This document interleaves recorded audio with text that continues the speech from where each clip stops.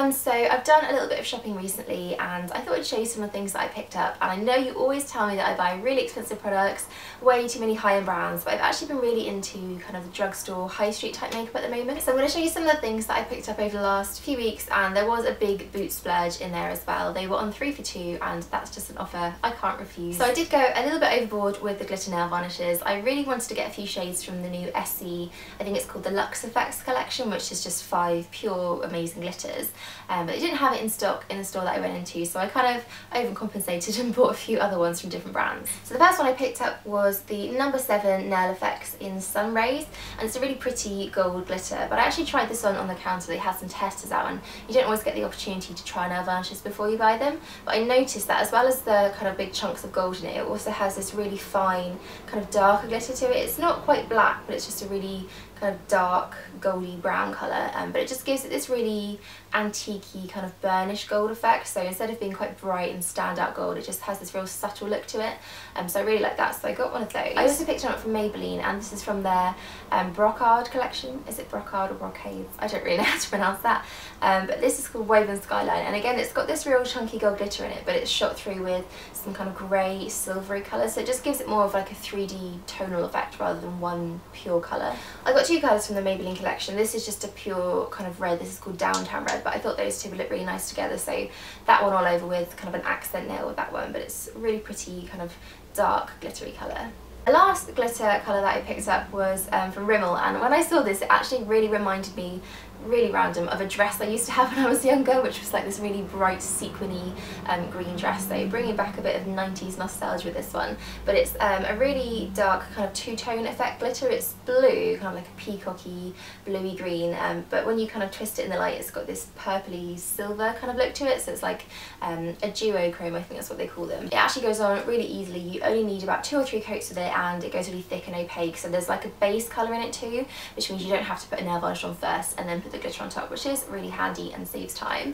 But yeah, there was a few other colours in the Space Dust range, and I really like the formulas and the brushes as well. I do find with Rimmel nail varnishes the brushes are always really kind of wide, which makes it really quick and easy to put on, so I might go back for a few more of those. So moving on from nail varnishes, but sticking with glitter, I picked up one of the Glam Crystal Dazzling Gel Liners from Collection, and I make sure I always buy one of these every Christmas because this is just the perfect glitter. It's a liner, but I actually use it as an eyeshadow, so it's kind of a gold with this kind of gel base to it, so I find once I put my eyeshadow on I can literally dab this on top and it just gives a real nice sparkle, but because of that gel base it really stays put all day. So I'm sure this one will definitely be coming out for the Christmas parties, and they have so many colours in the range too. There's kind of a silver and a rainbow effect, there's like a black glitter, there's tons of them, so lots of choice in that, and they're so cheap. They're about £2, £2.99 maybe, so really bargain product there. I picked up quite a few drugstore base products recently, and the first one of those is the Bourjois Happy Light Foundation, and I love any foundation that Bourjois bring out. Their Healthy Mix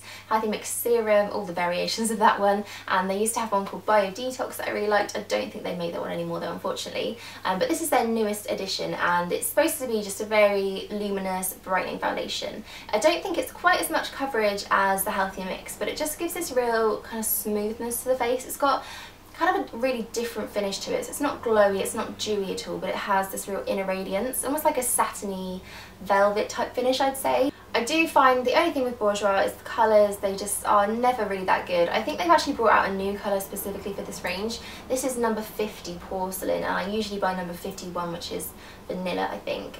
So it's a little bit lighter than the Healthy Mix, but it's still not the absolute perfect shade for my skin. It blends in easily if you just blend it down the neck, but for kind of really pale skins, fairer skins like me, it's not the best shade, and also for darker skins I don't think they go up too far either. So Bourjois need to sort out their colours because their foundations are so good, but this one has been on my face quite a lot for the last couple of weeks. It's a really nice, easy to wear everyday foundation. I also picked up the Happy Light Primer, which is from the same collection. This is the Luminous one, so they also have a mattifying one, but I'm never one to go completely matte with my foundations, and this is kind of a different primer to anything I've used. It's almost like a serum. I think they actually describe it as a serum primer, and it's very kind of gel-like, it's very moisturising, but it doesn't have any glitter to it at all, so it just gives your skin this kind of injection of moisture which plumps it up and gives it the radiance, but without looking glittery or shiny.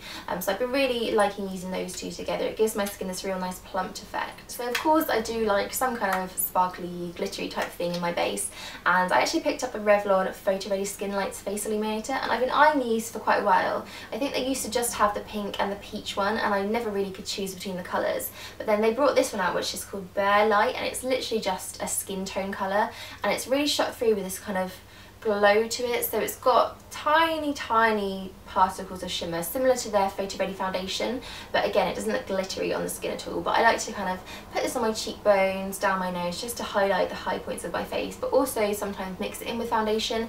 I find if you put a little bit of this into a fuller coverage foundation, mix it together, it just gives a really nice radiant tinted moisturiser type product.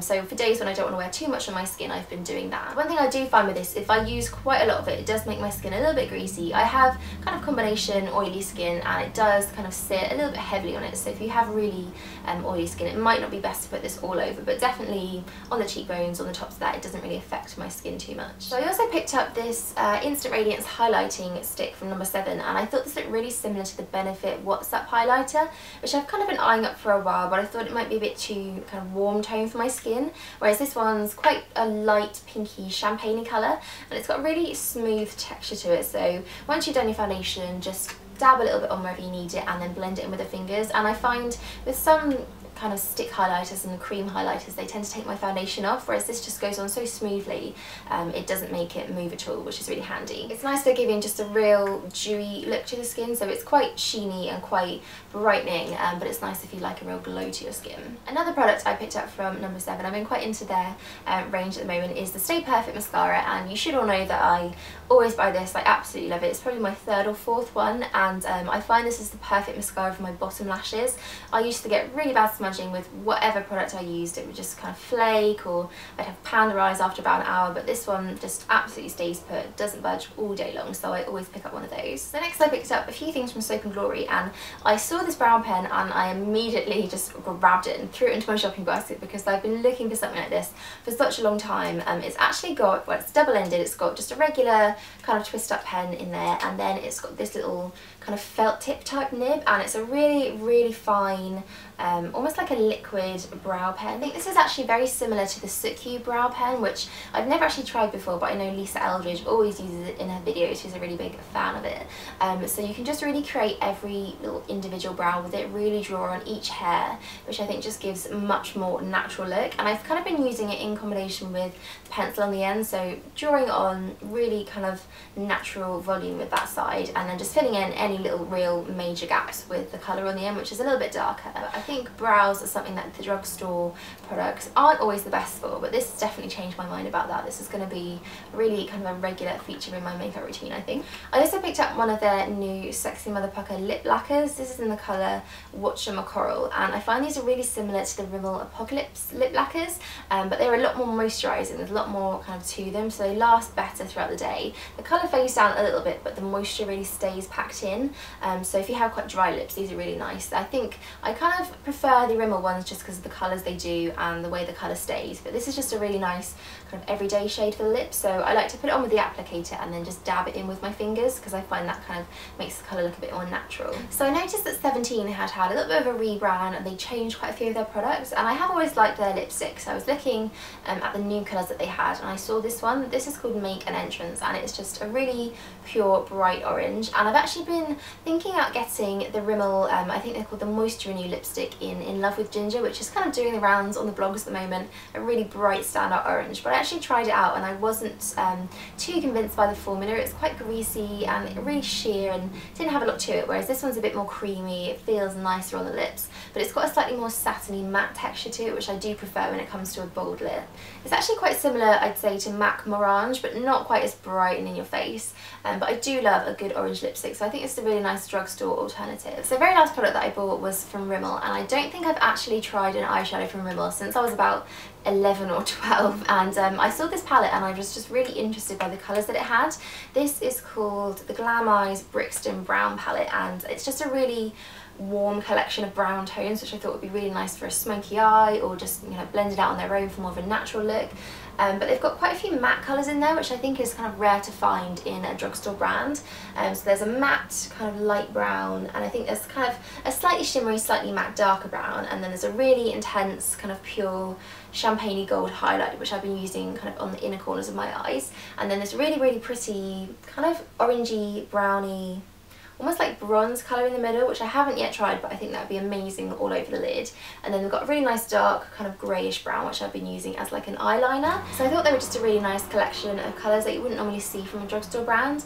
They're quite autumnal as well, they're kind of quite seasonal, but I've been wearing this quite a lot since I got it. So those are all the products that I picked up from the drugstore, and if you keep an eye out on my channel next week, you might be seeing a few of these in action. So I hope you enjoyed watching that, and I will see you all soon.